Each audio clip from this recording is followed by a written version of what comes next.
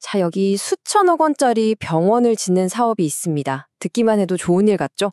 과연 그럴까요?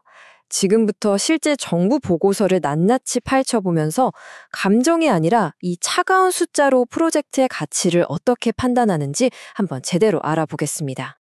아픈 근로자를 위한 전문 병원이라니 이걸 누가 반대하겠어요. 하지만 여러분, 국민의 세금이 들어가는 일은요, 좋은 마음만으로는 안 됩니다. 철저한 계산이 따라야 하죠. 지금부터 이 단연해 보였던 제안이 얼마나 냉혹한 숫자의 심판대에 오르는지 그 과정을 함께 따라가 보시죠. 자, 오늘 우리가 분석해 볼 핵심 사례는 바로 이겁니다. 대한민국 산업의 심장, 울산의 산제모 병원이라는 걸 짓자는 사업이었는데요. 모든 이야기는 바로 여기서부터 시작됩니다. 이 프로젝트의 목표는 아주 명확했어요. 산업 현장에서 다친 근로자들에게 정말 최고의 치료와 재활 서비스를 제공할 수 있는 그런 최첨단 시설을 만들자는 거였죠. 그런데 문제는 돈입니다. 수천억 원이 들어가거든요. 그래서 정부는 아주 중요한 질문을 던져야만 했습니다. 그래서 이 돈을 쓸 가치가 있나? 이 질문에 답하기 위해 꺼내든 도구가 바로 비용 편익 분석이라는 겁니다. 이건 모든 공공사업이 치러야 하는 일종의 자격 시험 같은 건데요. 자, 지금부터 그 시험 채점 과정을 하나하나 뜯어볼 테니까요. 시험에 나올 핵심 개념들 정신 바짝 차리고 따라오세요. 자, 이제 본격적으로 분석이라는 저울을 한번 꺼내보겠습니다. 첫 번째 단계는 뭐냐? 바로 저울 양쪽에 무엇을 올릴지 목록을 만드는 겁니다. 이 사업에 들어가는 모든 비용, 그리고 이 사업으로 얻게 될 모든 편익을 정말 하나도 빠짐없이 찾아내서 전부 숫자로 바꾸는 작업이죠. 저울 한쪽에는요, 건축비나 장비값처럼 눈에 딱 보이는 비용들을 올립니다. 이건 뭐 비교적 쉽죠. 근데 문제는 반대쪽입니다. 사람의 생명을 구하고 이동 시간을 줄여주는 것. 이런 눈에 보이지 않는 가치에 도대체 어떻게 가격표를 붙일 수 있을까요? 정말 어려운 질문이죠. 하지만 정책을 결정하려면 누군가는 이 껄끄러운 질문에 답을 해야만 합니다. 바로 이 지점에서 분석은 아주 냉정하고 또 차가운 계산의 영역으로 들어가게 됩니다. 그래서 분석가들은 계산기를 꺼내 들고 이런 질문을 던집니다. 만약 이 병원이 없어서 제때 치료를 못 받고 돌아가시는 분이 있다면 그로 인한 사회적 손실액은 총 얼마일까? 이 차가운 질문에 대한 답을 숫자로 찾아내야만 했던 거죠. 자, 여기서 아주 중요한 공식이 나옵니다. 이건 별표 3개짜리예요. 생명의 경제적 가치를 계산하는 표준 3단계 접근법입니다. 1단계, 그분이 평생 벌었을 소득을 계산하고요. 2단계, 여기서 그치지 않고 남은 가족의 정신적인 고통까지 비용으로 환산합니다.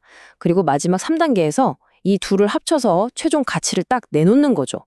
이게 바로 공공사업 분석의 핵심 중의 핵심입니다. 그렇게 해서 나온 숫자가 바로 이겁니다. 약 1억 9,700만 원. 이 분석에 따르면 우리가 막을 수 있었던 한 명의 안타까운 죽음을 막지 못했을 때 우리 사회가 치르는 비용이 바로 이 금액이라는 뜻입니다. 자, 이제 모든 조각들이 다 모였습니다. 비용도 편익도 전부 숫자로 바뀌었죠. 이제 드디어 최종 심판의 시간입니다. 과연 데이터는 어느 쪽에 손을 들어줬을까요? 이때 쓰이는 핵심 지표가 바로 이 비용 편익 비율, 영어로는 BC 레이시오라고 합니다. 다른 건 다 잊어도 이것만 기억하세요. 여기서 마법의 숫자는 바로 1입니다. 1보다 크면 합격, 사업해도 좋다는 뜻이고요. 1보다 작으면 불합격, 경제성이 없다는 뜻입니다. 아주 간단하죠? 그래서 결과는 어떻게 나왔을까요? 안타깝게도 이 병원 사업의 비용 편익 비율은 보수적으로 보면 0.53, 아주 후하게 쳐줘도 0.73에 그쳤습니다. 마법의 숫자 1에 한참 미치지 못했던 거죠. 이게 무슨 말이냐면요. 아주 쉽게 말해서 100원을 투자하면 되돌아오는 가치가 53원에서 73원밖에 안 된다는 겁니다. 순수하게 돈 계산만으로는 이건 손해보는 장사라는 냉정한 결론이 나온 거죠. 하지만 여기서 끝이 아닙니다. 잠깐만요. 공공 프로젝트라는 게 돈 계산만으로 모든 걸 결정할 수는 없잖아요? 경제 논리만으로는 다 담아낼 수 없는 어떤 사회적인 가치나 정책적인 목표가 분명히 있으니까요. 그래서 분석가들은 두 번째 평가 도구를 꺼내둡니다. 경제성뿐만 아니라 다른 중요한 요소들까지 종합 점수를 매기는 계층화 분석법, 바로 AHP입니다. 이건 일종의 심화 과정이니까요. 조금 더 집중해서 들어보세요. 이건 마치 대학 입시랑 비슷해요.